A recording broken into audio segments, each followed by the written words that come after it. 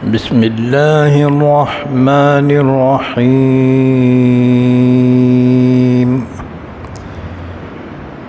إن الذين كفروا سواء عليهم أأنذرتهم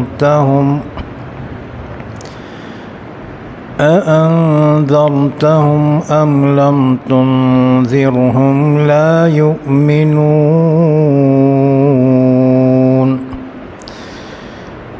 ختم الله على قلوبهم وعلى سمعهم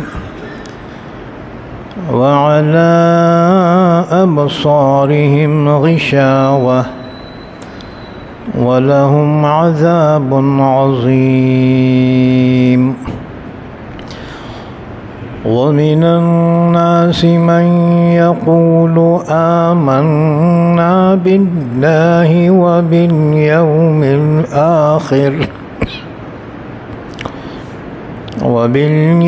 الآخر وما هم بمؤمنين. يخادعون الله والذين آمنوا وما يخدعون إلا أنفسهم وما يشعرون. في قلوبهم مرض فزادهم الله مرضا ولهم عذاب أليم بما كانوا يكذبون. وإذا قيل لهم لا تفسدوا في الأرض قالوا إنما نحن مصلحون. ألا إنهم هم المفسدون ولكن لا يشعرون. وإذا قيل لهم آمنوا كما آمن الناس قالوا أنؤمن كما آمن السفهاء.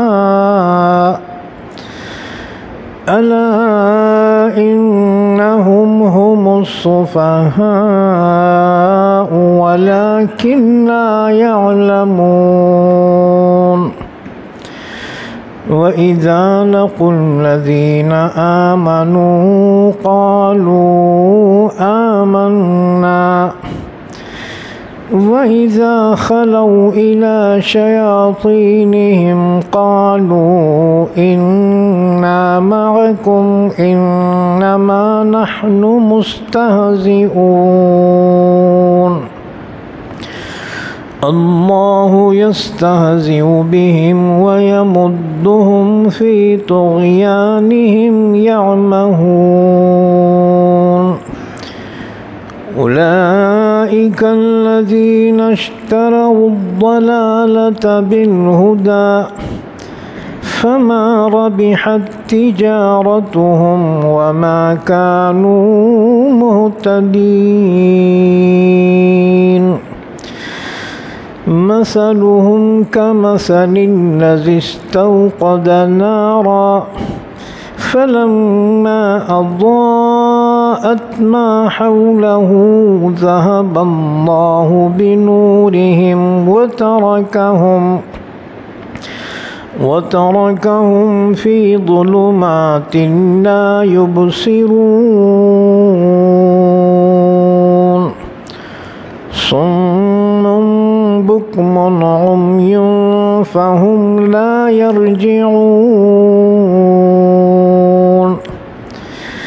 أو كصيب من السماء فيه ظلمات ورعد وبرق يجعلون أصابعهم في آذانهم من الصواعق حذر الموت والله محيط بالكافرين.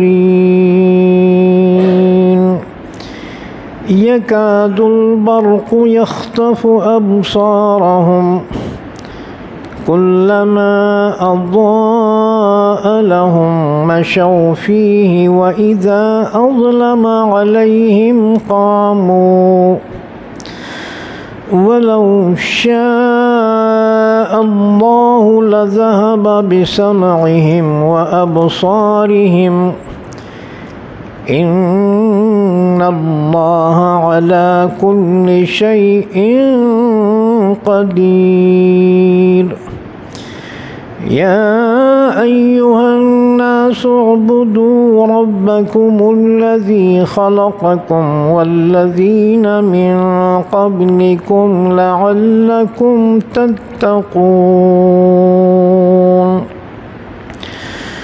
الذي جعل لكم الأرض فراشا والسماء بناء وأنزل من السماء ماء فأخرج به من الثمرات رزقا لكم فلا تجعلوا لله أندادا وأنتم تعلمون وإن كنتم في ريب مما نزلنا على عبدنا فأتوا بسورة من مثله وادعوا شهداءكم من دون الله إن كنتم صادقين فإن لم تفعلوا ولن تفعلوا فاتقوا النار التي وقودها الناس والحجارة أعدت للكافرين۔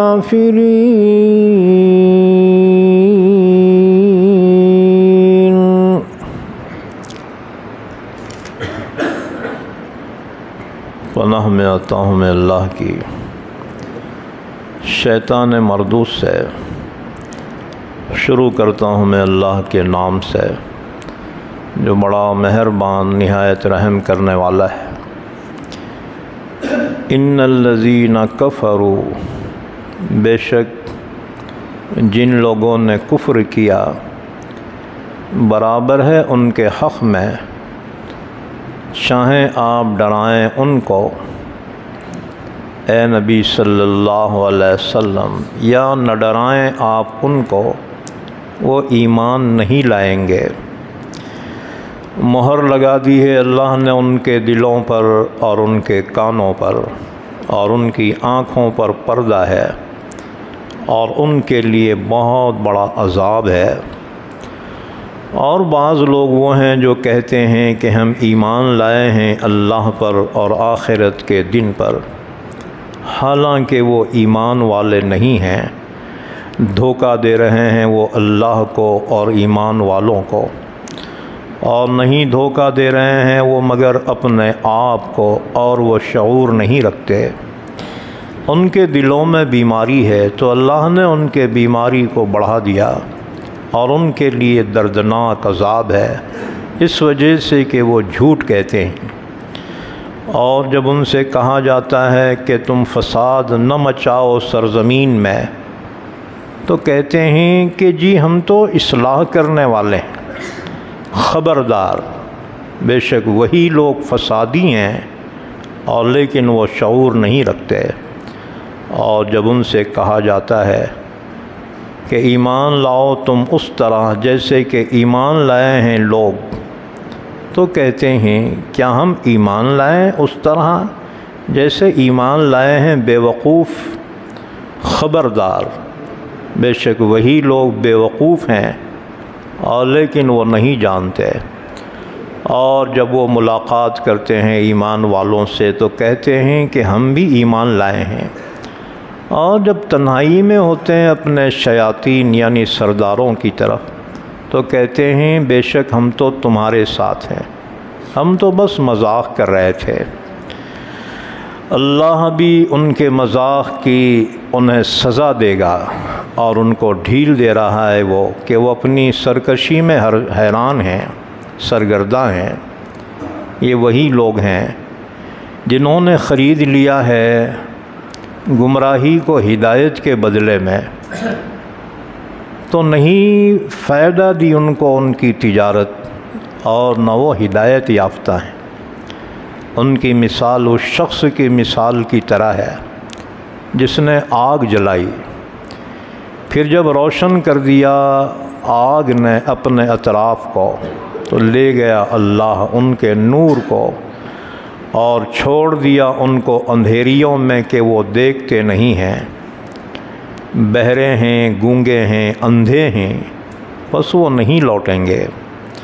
یا ان کی مثال اس شخص کی طرح ہے کہ جو بارش میں ہو، اور بارش بھی جو آسمان سے ہو رہی ہو، کہ جس میں اندھیریاں ہیں اور کڑک ہے اور بجلی ہے، ٹھونس لیتے ہیں وہ اپنی انگلیوں کو اپنے کانوں میں بجلیوں کی وجہ سے، موت کے خوف سے، اور اللہ احاطہ کرنے والا ہے کافروں کا۔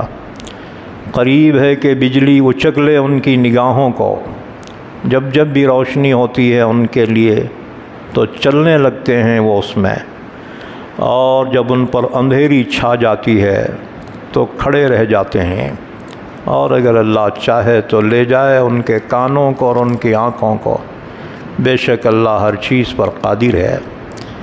اے لوگو، عبادت کرو تم اپنے رب کی جس نے پیدا کیا تم کو اور ان لوگوں کو جو تم سے پہلے تھے، تاکہ تم متقی بن جاؤ۔ وہی اللہ ہے جس نے بنایا تمہارے لیے زمین کو بچھونا اور آسمان کو چھت، اور اسی نے نازل کیا آسمان سے پانی، پھر نکالا اس پانی کے ذریعے پھلوں سے روزی تمہارے لیے، لہذا تم اللہ کے لیے شریک نہ بناؤ، حال یہ کہ تم جانتے ہو۔ اور اگر تم شک میں پڑے ہو اس کے بارے میں جو ہم نے نازل کیا ہے اپنے بندے محمد صلی اللہ علیہ وسلم پر، تو پھر لے آؤ تم بھی کوئی صورت اس جیسی، اور بلا لو اپنے معبودوں کو اللہ کے علاوہ، اگر تم سچے ہو۔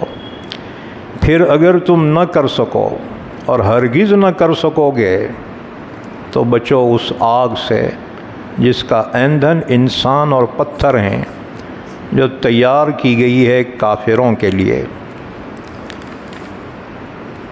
ان الذین کفروا سواء علیہم اانذرتہم ام لم تنذرہم لا یؤمنون۔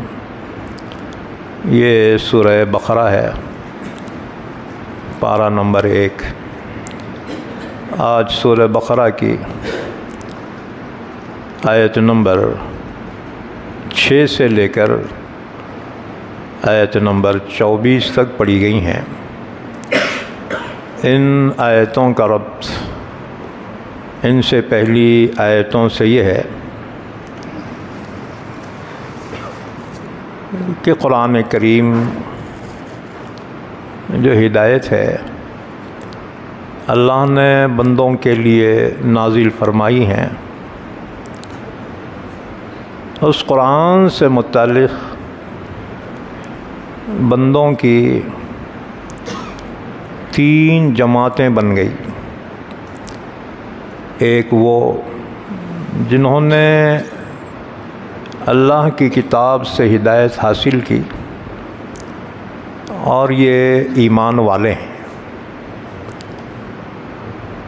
دوسری جماعت وہ تھی جنہوں نے اس کا کھلم کھلا انکار کر دیا، اور یہ ہیں کافر۔ اور تیسری جماعت وہ تھی کہ جنہوں نے کھلم کھلا انکار تو نہیں کیا لیکن دل سے انکار کرتے تھے، اور بظاہر زبان سے اپنے آپ کو مسلمان کہتے تھے اور اپنے ایمان کا دعویٰ کرتے تھے، اللہ نے ان کے ایمان کا انکار کر دیا اور فرمایا کہ ان کے دلوں میں کفر اور نفاق کی بیماری ہے، ظاہر تو کر رہے ہیں اپنے آپ کو مسلمان، لیکن حقیقت میں مسلمان نہیں ہیں، بس یہ تو دھوکہ دے رہے ہیں۔ یہ تیسری جماعت منافقین کی ہے۔ چنانچہ پہلی 4 آیتوں میں ایمان والوں کا ذکر تھا اور ایمان مجمل کا بیان تھا، الذین یؤمنون بالغیب ویقیمون الصلاۃ ومما رزقناہم ینفقون والذین یؤمنون بما انزل الیک وما انزل من قبلک وبالآخرۃ ہم یوقنون۔ یہ ایمان مجمل ہے۔ مجمل بولے تو شارٹ کٹ۔ پھر سورہ بقرہ کے اخیر میں ایمان مفصل کو بیان کیا گیا، آمن الرسول بما انزل الیک، وہاں ایمان مفصل کو بیان کیا گیا۔ گویا سورہ بقرہ کا آغاز ایمان مجمل سے ہوا اور اس کا اختتام ایمان مفصل پر ہوا، اور درمیان میں ایمان کے تقاضوں کو بیان کیا گیا کہ ایمان والوں پر جو احکامات عائد ہوتے ہیں ان کا بیان درمیان میں کیا گیا، اور اسی پر اس سورت کا اختتام ہوتا ہے۔ بہرحال آج جو آیتیں پڑھی گئی ہیں تو اس سے پہلی آیتوں میں مخلص ایمان والوں کا ذکر تھا، اور ان کے لیے اللہ نے بشارت دی، اولئک علی ھدی من ربہم واولئک ھم المفلحون۔ وہی لوگ ہدایت پر ہیں اپنے رب کی جانب سے، اور وہی لوگ حقیقت میں کامیاب ہیں۔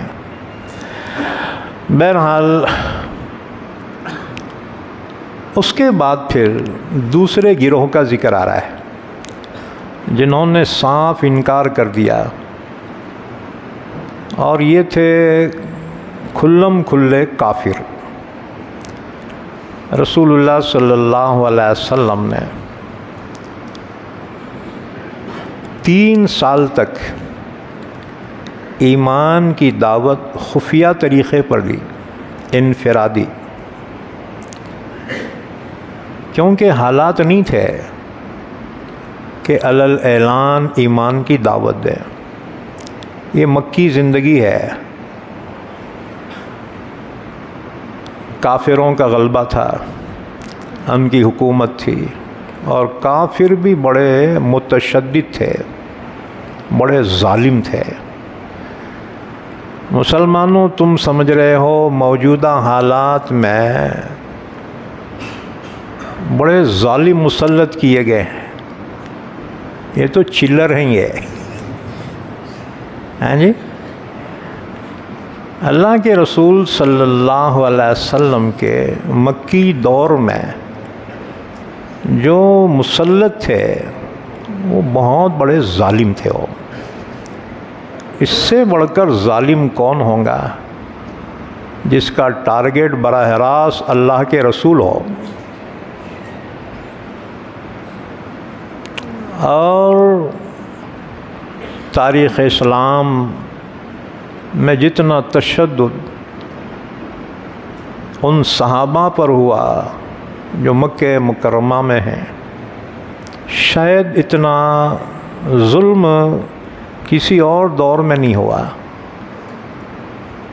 تم بولیں گے اس سے بھی بڑے مظالم ہوئے ہیں، ہوں گے، لیکن جن کے درمیان خود اللہ کا رسول موجود ہو، اور اللہ کے رسول سے بڑھ کر دعائیں کس کی قبول ہو سکتی ہیں؟ اس زمانے کا تشدد اور ظلم تاریخ کا سب سے بڑا ظلم تھا۔ وما نقموا منهم الا ان يؤمنوا باللہ العزیز الحمید۔ جرم کیا تھا مسلمانوں کا؟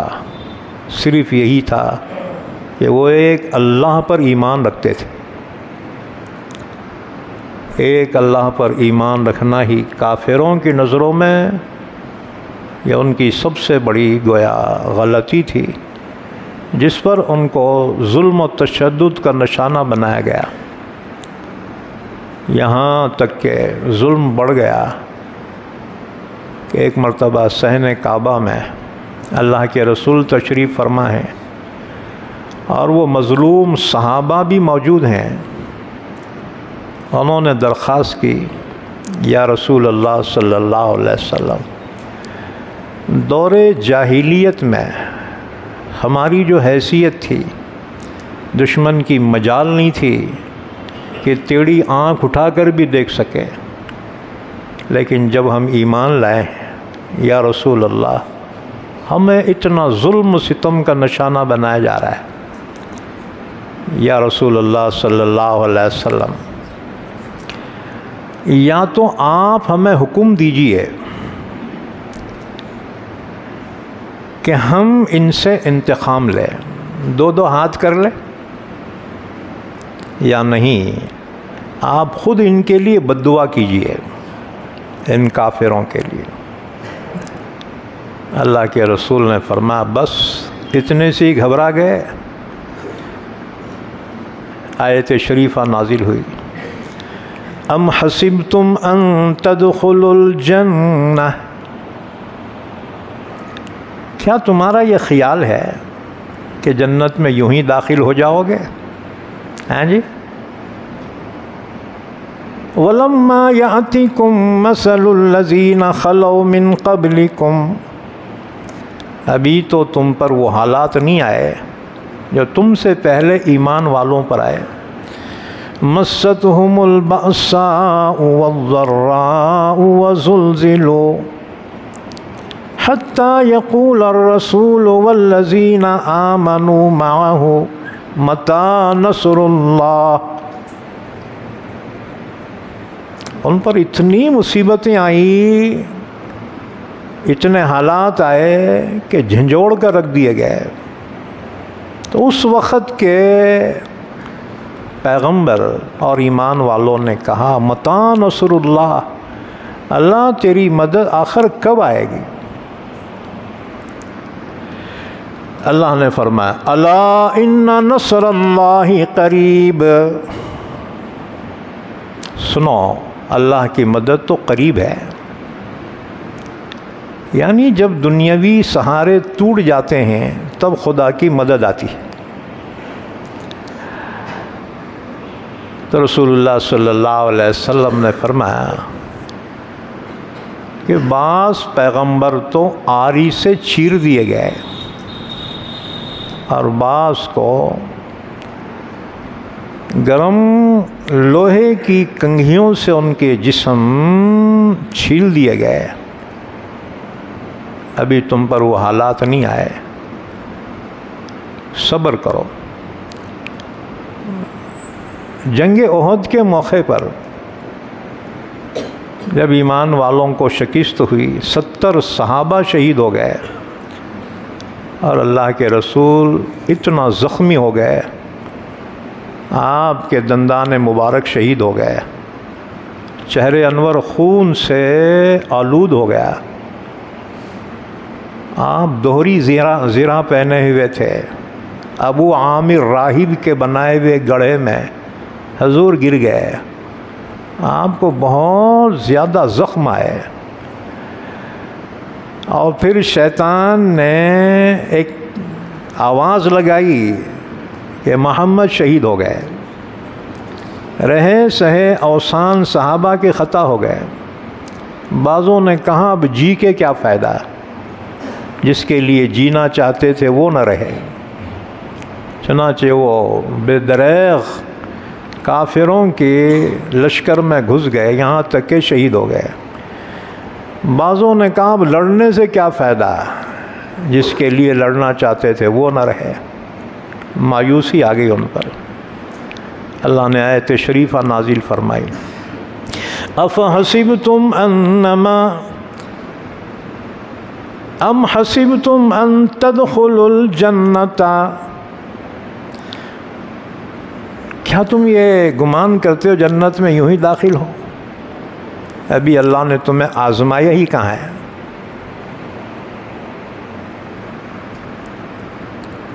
اللہ تعالیٰ تمہیں آزمائے گا۔ بہرحال مکی زندگی میں رسول اللہ صلی اللہ علیہ وسلم نے 3 سال تک خفیہ طریقے پر دعوت دی۔ تقریباً 3 سال دار ارقم میں حضور صحابہ کرام کی تعلیم و تربیت فرماتے تھے۔ 4تھے سال اللہ نے آیت شریفہ نازل فرمائی، وَأَنذِرْ عَشِيرَتَكَ الْأَقْرَبِينَ۔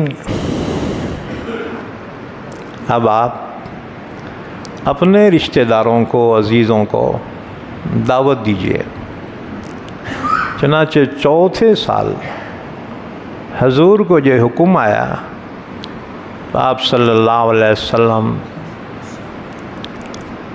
ایک صبح صفا پہاڑ پہ چڑھ گئے اور اعلان کیا۔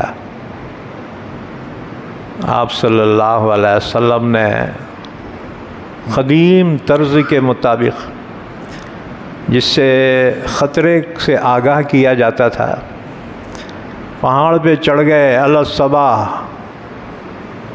اور زور زور سے یہ کہنا شروع کیا، یا صباحا یا صباحا یا صباحا۔ مکے والوں نے کہا، یہ آواز کون لگا رہا ہے؟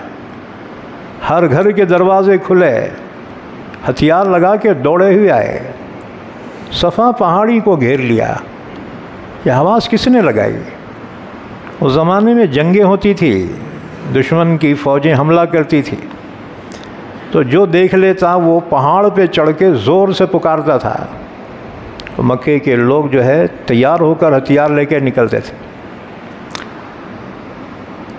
تو جب آگے دیکھا، اوہو، یہ تو محمد الصادق الامین ہیں، بڑے سچے، بڑے امانت دار۔ دیکھو، دعوت سے پہلے اللہ کے نبی اپنی قوم میں محبوب تھے، قوم سر آنکھوں پہ بٹھاتی تھی، بڑا احترام کرتی تھی، حضور سے بڑی امیدیں وابستہ تھی ان کو۔ تو دیکھا یہ تو محمد الصادق الامین ہے۔ حضور صلی اللہ علیہ وسلم نے فرمایا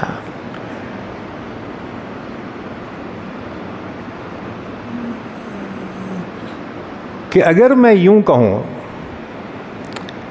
اس پہاڑ کے پیچھے دشمن کی فوج چھپی ہوئی ہے جو صبح ہی صبح تم پر حملہ کر سکتی ہے، کیا تم میری بات سچ مانو گے؟ انہوں نے کہا کیوں نہیں، ما جربنا علیک بالکذب، کبھی زندگی میں آپ سے ہم نے جھوٹ کا تجربہ نہیں کیا، 40 سال میں کبھی آپ نے جھوٹ نہیں کہا، تو ہم آپ کا یقین کیوں نہ کریں؟ حضور نے فرمایا سنو، میں اس سے بھی بڑے خطرے سے آگاہ کرنے کے لیے تمہیں بلایا کہ اللہ ایک ہے، اس کا کوئی شریک نہیں، اس اللہ کی عبادت کرو۔ اگر تم نے ایسا نہ کیا تو میں تمہیں دردناک عذاب سے ڈراتا ہوں۔ بس جی،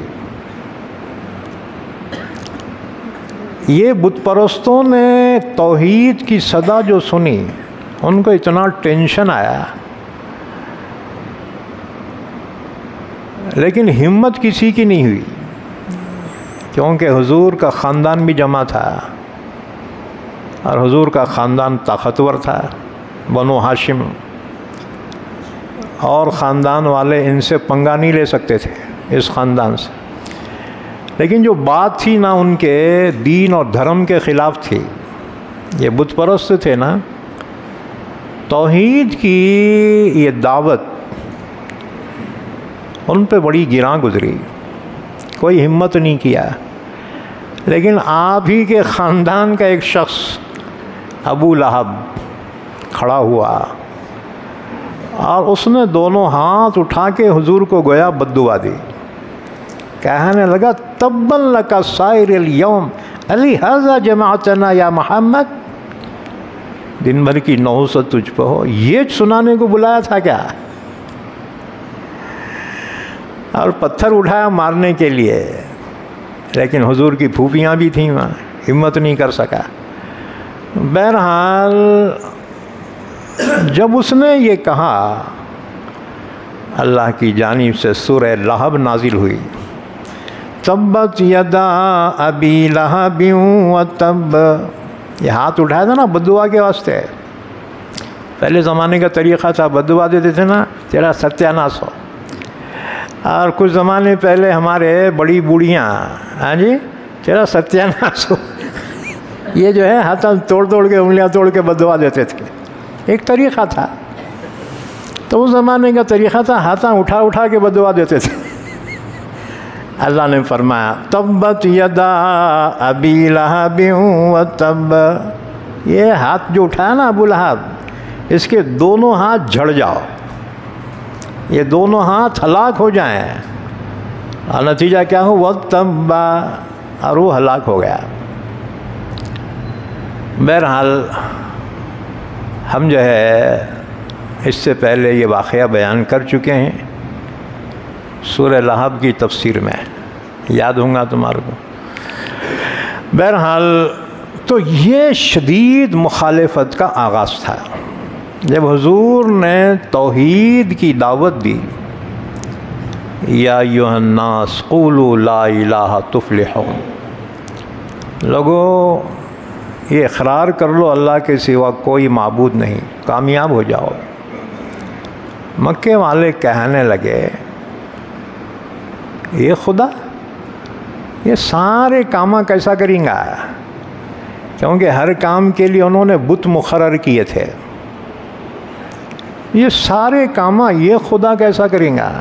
تو کہنے لگے اجعل الآلہۃ الہا واحدا ان ھذا لشیء عجاب۔ دیکھو انہوں نے تو سارے خدا کا ایک ہی خدا بنا دیا، ہے نا تعجب کی بات۔ تو اللہ تعالیٰ نے جواب میں فرمایا، یوسف علیہ السلام کا قول، اَأَرْبَابٌ مُتَفَرِّقُونَ خَيْرٌ أَمِ اللَّهُ الْوَاحِدُ الْقَهَّارُ، بھلا تم ہی بتاؤ یہ چھوٹے چھوٹے لاچار، معذور، مجبور، بے جان، یہ بدھ بہتر ہیں یا ایک اللہ جو زبردست ہے؟ اَأَرْبَابٌ مُتَفَرِّقُونَ خَيْرٌ أَمِ اللَّهُ الْوَاحِدُ الْقَهَّارُ۔ بہرحال اس کے بعد حضور نے علی الاعلان دعوت دینی شروع کی۔ بس کیا تھا، کافروں نے ظلم و ستم کی انتہا کر دی۔ تو یہ جو کافر تھے مکے کے، بڑے کٹر تھے یہ، اور ان کے خوف سے باقی قبیلے جو تھے عرب کے وہ بھی سہمے ہوئے تھے، اور ان کا جو ہے یہ کہنا تھا ان کی قوم کے لوگ خود مخالفت کر رہے ہیں تو ہم ان کی دعوت کیسا قبول کرنا، جب ان کی قوم قبول کرے گی تو ہم بھی دیکھیں گے۔ 20 سال تک مسلسل جد و جہد کے بعد پھر وہ وقت آیا، اللہ کے رسول صلی اللہ علیہ وسلم सन 6 हिजरी में उम्रे के इरादे से मदीना से चले, हुदैबिया के मुकाम पे रुक गए। उस्मान गनी को नुमाइंदा बनाकर भेजा कि मक्के वालों से कहो हम लड़ने के वास्ते नहीं आए हैं, हम अल्लाह के घर का तवाफ़ करने के लिए, उम्रा करने के लिए आए। और देख लो हमारे साथ क़ुरबानी के ऊँट भी हैं, हम एहराम भी बांधे हुए हैं। अगर इजाज़त दिए तो हम उम्रा अदा करें। मक्के वालों ने साफ कह दिया, हरगिज़ नहीं, हम आपको उम्रा करने की इजाज़त नहीं दे सकते। उनको ये खौफ था अगर इजाज़त दे दिए तो पूरे अरब हमको बदनाम कर देंगे कि मक्के वाले कमज़ोर पड़ गए, उनके दुश्मना इनके गांव में घुस के तवाफ़ करके चले गए। तो ये ताना वो बर्दाश्त नहीं कर सके। उन्होंने कहा हम तो आपको नहीं करने देंगे। बहरहाल हुजूर से उनका मुआहदा हुआ, सुलह का मुआहदा हुआ, और उसमें पहली शर्त उनकी ये थी, इस साल उम्रा किए बग़ैर वापस चले जाएंगे, आइंदा साल आएंगे इसी महीने में 3 दिन रहेंगे, उम्रा करके वापस चले जाएंगे, साथ में कोई हथियार भी नहीं लाएंगे। हुजूर ने फरमा मुझे मंजूर। और फिर दूसरी दफ़ा उसकी ये थी कि 10 साल हमारी आपस में कोई जंग नहीं होंगी, यानी अमन का माहिदा। बहरहाल 4 शर्तों के साथ सुलह हुई, सुलह हुदैबिया। जब हुजूर वापिस हुए तो ज़ाहिर बात है, बज़ाहिर ये नाकामी थी ना जी। जिस अक़ीदत के साथ, जज्बे के साथ उम्रे के लिए चले थे और शर्त मंजूर करके वापिस हो रहे हैं, तो रास्ते में अल्लाह ताला ने सूरह फतह नाजिल फरमाई, इन्ना फतहना लका फतहम मुबीना। ऐ मेरे हबीब, हमने आपको फतह मुबीन अता फरमाई। सहाबा के समझ में नहीं आया ये कैसी फतह है। हाँ जी, ये तो नाकाम होके वापिस हो रहे हैं, इसको फतह मुबीन कैसे फरमाया। लेकिन अल्लाह के नबी जानते थे कि अल्लाह का फरमान सच्चा होकर रहेगा। 22 महीने तक मुशरिकीन मक्का माहदे पे क़ायम रहे, और 22 महीने के बाद उन्होंने वो माहदा ख़ुद तोड़ दिया। हुज़ूर ने फरमा अब हमको इख्तियार है, हम कभी भी मक्के पे हमला कर सकते। उसके बाद हुज़ूर ने तैयारी का हुक्म दिया, और सन 8 हिजरी में रमज़ान ही का महीना था, 20 रमज़ान सन 8 हिजरी में अल्लाह के नबी ने 10,000 सहाबा की फ़ौज लेकर मक्के को फ़तह फरमाया। इधर मक्का फ़तह हुआ, अल्लाह ताला ने बशारत दी थी, इज़ा जाअ नस्रुल्लाहि वल फ़तह वरअयतन नास यदखुलूना फ़ी दीनिल्लाहि अफ़वाजा। जब अल्लाह की नुसरत आ जाए और मक्का फ़तह हो जाए और आप देखें कि लोग जौख दर जौख अल्लाह के दीन में दाखिल हो रहे हैं, तो आपके दुनिया में आमद का मकसद मुकम्मल हो गया। लिहाजा आप वापसी की तैयारी में रहिए। क्या है वापसी की तैयारी? फसब्बिह बिहम्दि रब्बिका वस्तगफिरहु इन्नहु कान तव्वाबा। سبحان اللہ، الحمدللہ، استغفراللہ، اللہ کی تسبیح، تحمید، استغفار کیجئے۔ چنانچہ رسول اللہ صلی اللہ علیہ وسلم جب مکے کو فتح کیا اور اس کے بعد پھر آپ نے عام معافی کا اعلان کر دیا۔ مکے والوں کو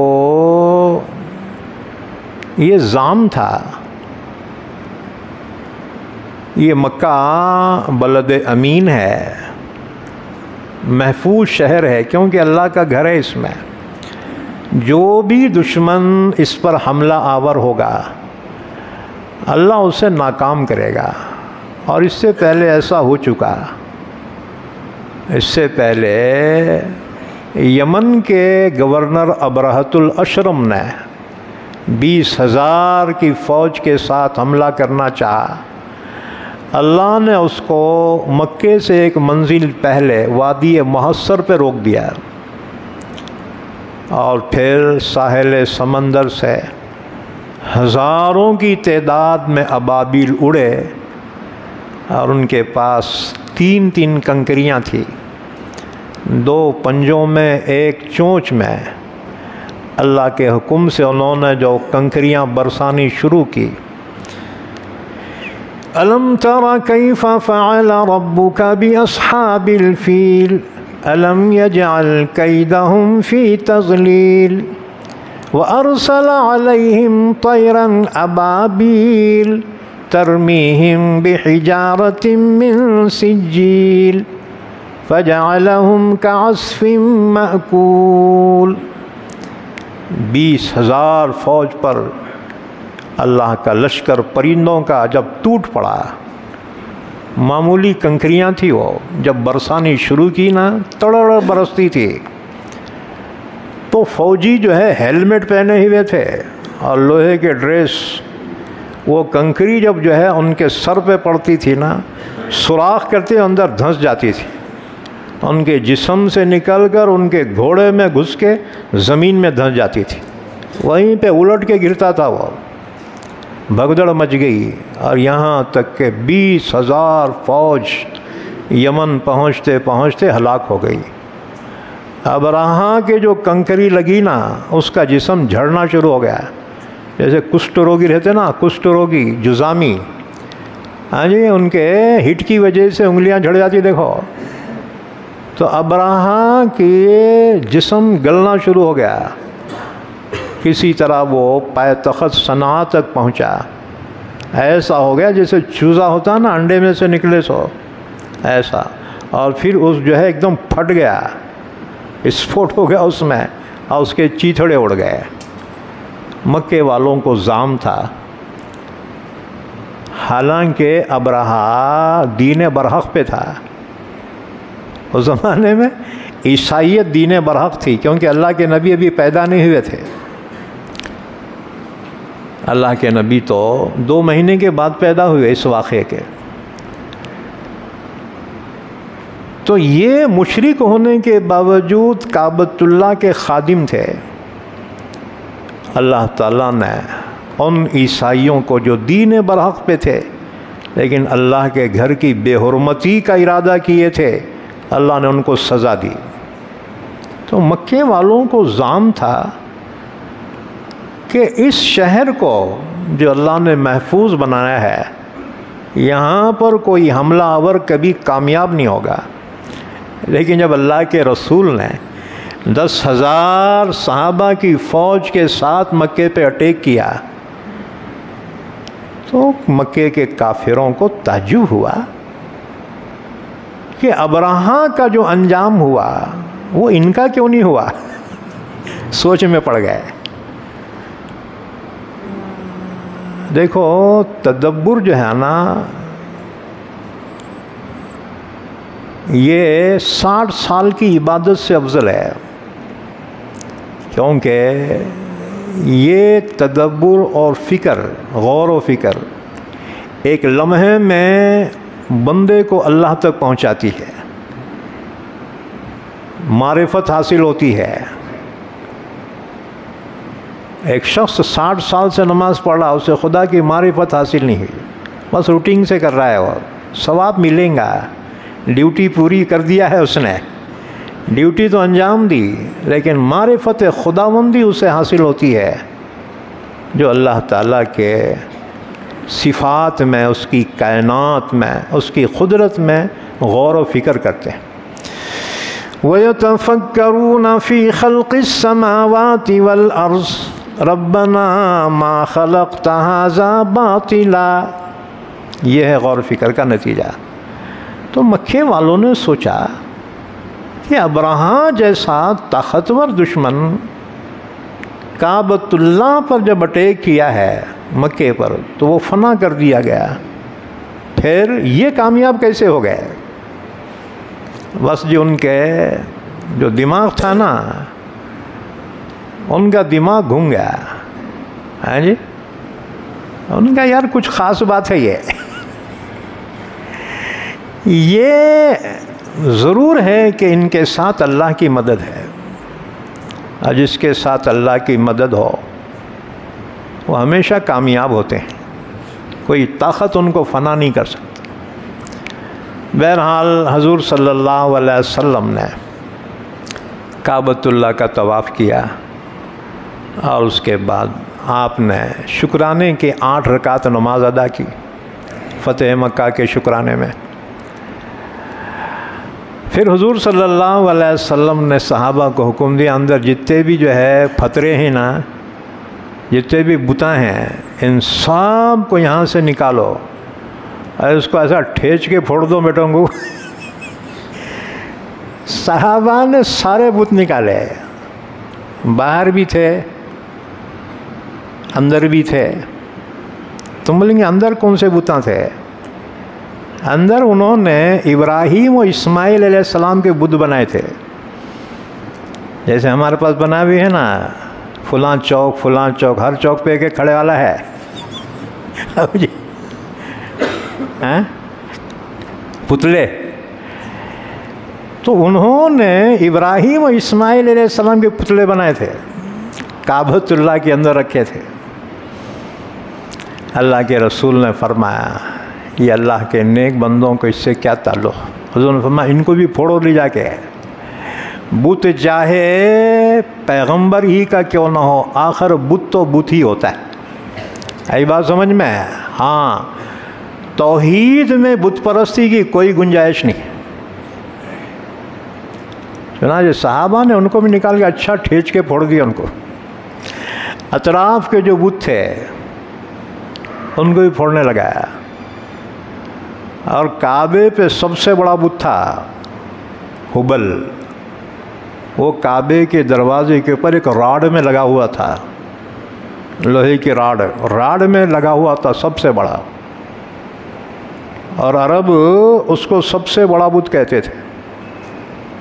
احد میں جب مشرکین جیت گئے نا، ان کا سپہ سالار ابو سفیان نے نعرہ لگایا تھا، اعلو ہبل، اعلو ہبل، یعنی ہبل کی جے ہو۔ اللہ کے رسول نے عمر سے کہا عمر جواب دے۔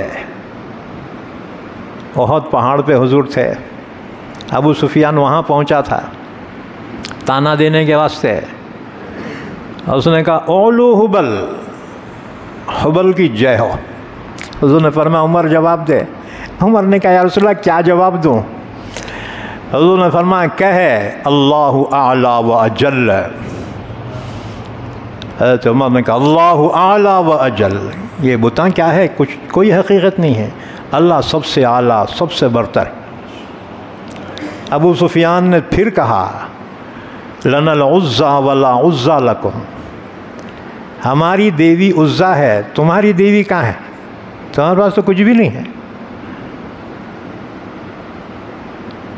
حضور نے فرمایا عمر کو جواب دے۔ عمر نے کہا کیا جواب دوں حضرت؟ حضور نے فرمایا جواب دے اللہ مولانا ولا مولا لکم، اللہ ہمارا آقا ہے، تمہارا کون ہے رے؟ کوئی بھی نہیں ہے۔ بہرحال تو حضور نے جب مکے کو فتح کیا، خالد بن ولید کو حکم دیا جا وہ جنگل میں جو عزا کا بت خانہ ہے اس کو توڑ دے. خالد ابن ولید نے اس کو توڑا. رہ گیا حبل. حضور نے علی کو حکم دیا علی تو حبل کو توڑ دے. حضرت علی نے کہا یا رسول اللہ بہت اونچا ہے نا جی, سیڑھیاں تو نہیں تھے. اللہ کے رسول کعبۃ اللہ کی دیوار سے لگ کر بیٹھ گئے. فرمایا میرے کاندھے پہ چڑھ. حضرت علی کو حضور نے 10 سال کی عمر سے اپنا بیٹا بنایا تھا. چچا سے مانگا تھا. چچا بہت غریب تھے. ابو طالب غریب تھے, بچے زیادہ تھے. تو حضور نے اپنے دوسرے چچا عباس سے فرمایا چچا یہ چچا ابو طالب غریب آدمی ہیں, بچے زیادہ ہیں, ایک بچہ تم سنبھالو ایک میں سنبھالتا ہوں. چنانچہ جعفر جو تھے حضرت علی سے بڑے, حضرت عباس نے ان کو لے لیا اپنی کفالت میں, اور حضور کے حصے میں حضرت علی آئے. بیٹوں کی طرح سے پالا. 21 سال کی عمر ہو گئی تو داماد بنا لیا. اپنی لاڈلی بیٹی فاطمہ کا نکاح علی سے کیا, داماد بنایا. بہرحال حضرت علی سے فرمایا فتح مکہ کے دن حبل کو توڑ دے. حضرت علی نے عرض کیا رسول اللہ بہت اونچا ہے نا جی. تو اللہ کے رسول کعبے کی دیوار سے لگ کر بیٹھ گئے. فرمایا آ میرے کاندھے پہ چڑھ. حضرت علی فرماتے ہیں حکم رسول تھا الامر فوق الادب, حکم ادب سے بھی بڑھ کے. چنانچہ حضرت علی فرماتے ہیں میں حضور کے کاندھے پہ چڑھا اور حضور میرے کو لے کے جب اٹھے ہی ایسا لگتا تھا اگر میں چاہوں تو آسمان کو چھو لوں. حضرت علی اوپر چڑھے کعبۃ اللہ پہ اور اس کو جو اوپر سے توڑا ہے دھڑام کے ساتھ نیچے گرا. عرب کا سب سے بڑا بت. پھر صحابہ نے اس کو لے جا کے اچھا ٹھینچ کے اس کو پھوڑ دیا. عربوں کو یہ دوسرا جو ہے شوق لگا مکے والوں کو, ارے یہ ہمارا بت جس پہ ہمیں اتنا ناز تھا اس کو پھوڑ دیا. معلوم ہوا یہ کوئی طاقت نہیں. اب ان کے ذہن بدلنے شروع ہوئے. اب ان کے سوچ نے یو ٹرن لینا شروع کر دیا. اور پھر تیسری بات اللہ کے رسول نے عام معافی دے دی. ورنہ ہر فاتح جو ہوتا ہے نا, جس ملک کو فتح کرتا ہے اس کو تباہ کرتا ہے. ان الملوک اذا دخلوا قریۃ افسدوها وجعلوا اعزۃ اہلها اذلہ. لیکن اللہ کے نبی رحمت للعالمین تھے نا, آپ نے عام معافی کا اعلان کر دیا. حضرت عباس نے ایمان لائے. ابو سفیان کی سفارش کی یا رسول اللہ یہ قوم کا سردار ہے. حضور نے فرمایا ابو سفیان ایمان لیا, اب تو تیری سمجھ میں آیا نا. کہنے لگا جی آپ بہت جو ہے شریف ہیں, آپ بہت رشتہ داروں کا خیال کرتے ہیں, صلہ رحمی کرنے والے. حضرت عباس نے فرمایا ابے کلمہ پڑھنے تو تیری گردن مار دیں گی, نخرے گئی کر رہا ہوتے. حضور نے فرمایا ابو سفیان اب تو کلمہ پڑھ لے, دیکھا تو نے تیرے بت کوئی کام نہیں آیا. کہنے لگا جی مجھے یقین آیا کہ اللہ کے سوا اگر کوئی ہماری مدد کرتا تو آج ضرور کرتا. حضور نے فرمایا کلمہ پڑھ لے. حضور نے پھر نخرے کیے, آپ بہت صلہ رحمی کرنے والے, بہت اخلاق والے, بہت معاف کر. حضرت عباس دوست تھے نا, کہا ابے نقلے نہ کو کر ورنہ تیری واٹی لگ جائیں گی بیٹا. تب ابو سفیان نے کلمہ پڑھا, ایمان لائے. حضرت عباس نے سفارش کی یا رسول اللہ یہ قوم کا بڑا آدمی ہے, ذرا اس کے ساتھ خصوصی رعایت فرمائیے۔ حضور نے اعلان فرمایا من دخل دار ابی سفیان فہو آمن، جو ابو سفیان کے گھر میں پناہ لے اس کو امان ہے۔ ابو سفیان نے آ کر قوم سے کہا کہ دیکھو میرے گھر میں آ جاؤ، محمد صلی اللہ علیہ وسلم نے امان دی ہے۔ لوگ ہاں بھلے ابھی تیرا گھر ہی کتنا بڑا بیٹا تیرے گھر میں پورے شہر والے آ سکتے کیا؟ حضور کو معلوم ہوا، فرمایا کہ جو شخص حرم میں داخل ہو اس کو امان ہے۔ لوگوں نے کہا حرم تو اتنا بڑا نہیں ہے کہ سارے شہر والے آ جائے۔ تب حضور نے فرمایا ٹھیک ہے، جو اپنے گھر کے دروازے بند کر لے اس کو بھی امان ہے۔ یہ عام معافی کا اعلان فرمایا حضور نے۔ اس کے بعد اللہ کے رسول نے جب بتوں کو نکلوایا، پھر صحابہ نے اپنی کمر کس لی، ہاتھوں میں ڈول رسیاں اٹھائی، زمزم کے کنویں پہ آئے، پانی نکالنا شروع کر دیا اور لے جا کر کعبے کو دھونا شروع کر دیا، کعبے کو غسل دیا۔ جب صفائی ہو چکی، اللہ کے نبی کو اطلاع دی گئی، حضور کعبے میں تشریف لے گئے، آپ نے وہاں نماز پڑھی۔ یہ شکرانے کی نماز تھی یا چاشتی کی نماز تھی۔ اس کے بعد حضور کعبے کے دروازے پہ کھڑے ہو گئے اور حکم دیا تمام مکے والوں کو کعبے کے صحن میں جمع کرو۔ سارے جمع ہو گئے۔ ان میں ایک سے ایک ظالم جنہوں نے ایمان والوں کو بڑی تکلیفیں پہنچائی تھی، آج انتظار کر رہے ہیں اپنی زندگی کے فیصلے کا، کیونکہ 10,000 تلواریں اللہ کے نبی کے ایک حکم کے اشارے کے لیے منتظر ہیں۔ آپ حکم دیں ان کا قتل عام کر دیا جائے۔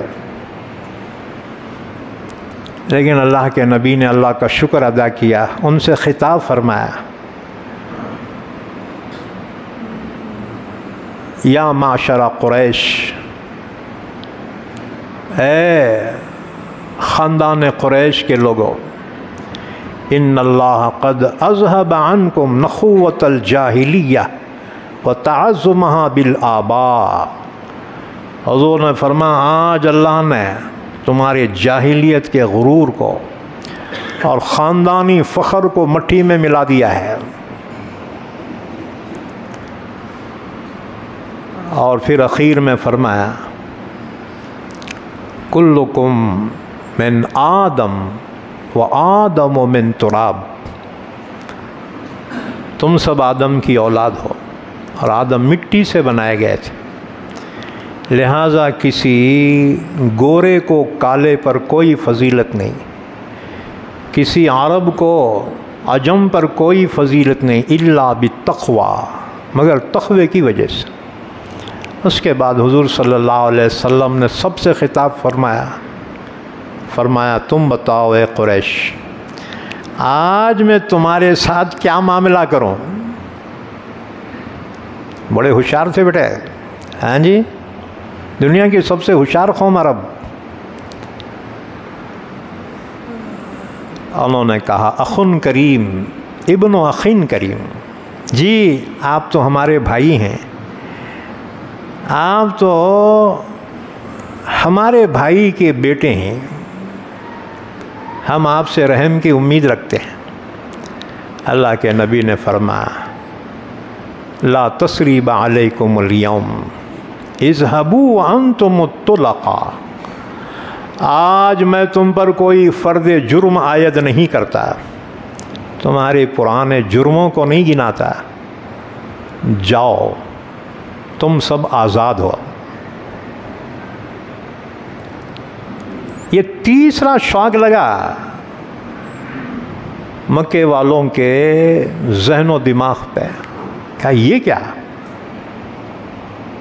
کہ 20 سال ہم نے جن کو ترسایا، تکلیفیں پہنچائی، جسمانی روحانی تکلیفیں پہنچائی، آج یہ صاحب اقتدار ہیں، چاہے تو انتقام لے سکتے تھے، لیکن یہ کیا، انہوں نے ہمیں معاف کر دیا۔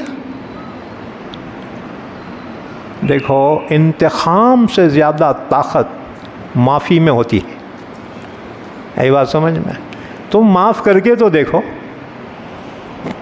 لیکن انسان کی فطرت میں انتقام ہوتا ہے، ہاں جی، انفرادی ہو، اجتماعی ہو، جماعتی ہو، یہی بات سمجھ، انتقامی جذبات۔ لیکن انتقام میں جو طاقت ہوتی ہے اس سے زیادہ طاقت معافی میں ہوتی ہے۔ اللہ کے رسول نے جب ان کو معاف کر دیا، فرمایا جاؤ تم سب آزاد ہو۔ انہوں نے کہا کہاں جانا، ہم کہاں جائیں، بس آپ کے قدموں میں ہی ہمیں جگہ دیجیے۔ 20 سال دشمنی کرنے والی قوم آپ کے اخلاق سے اتنا متاثر ہوئی کہ فتح مکہ کے دن صبح سے شام تک 2000 کافر مسلمان ہو گئے۔